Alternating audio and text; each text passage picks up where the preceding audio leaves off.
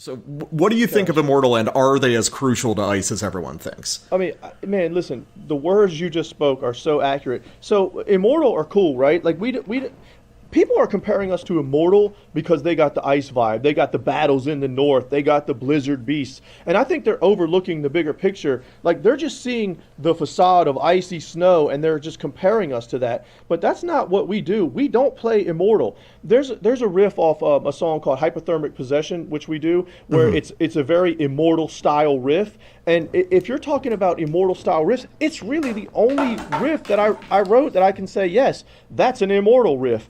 The rest, I don't consider us writing Immortal riffs at all. But you're right, the structures of Immortal, the Immortals sort of have, like in their middle era records, they did choruses and they did things that a lot of bands weren't doing, and that's what we tried to do. We tried to have choruses in black metal, something that the people could say, okay, this part happened 3 times already. And I think Immortal did that in their middle era days. And so when you talk about the structure of Immortal, I think that's what you mean, because you're right, we don't sound like Immortal, but yet we're always compared to Immortal nonstop.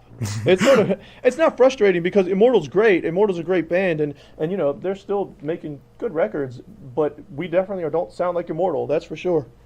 No, but it's funny because you were talking about the European thrash thing. That's another way you kind of get to that Immortal comparison, is because they always maintained such a presence of that very traditional Euro thrash style.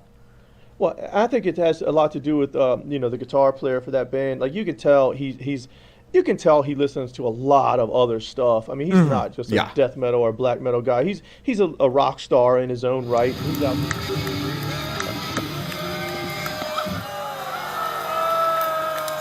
Right, and he's out there listening to rock and roll and what do they call it, like the black and roll and the death roll and all this other stuff, and that's why he maintains that he has some of those thrashier riffs in his stuff, because when I listen to middle to later Immortal, it's not pure black metal. It's if you go to the like pure Holocaust, that might be a pure black metal record, but after that they start to have actual riffs.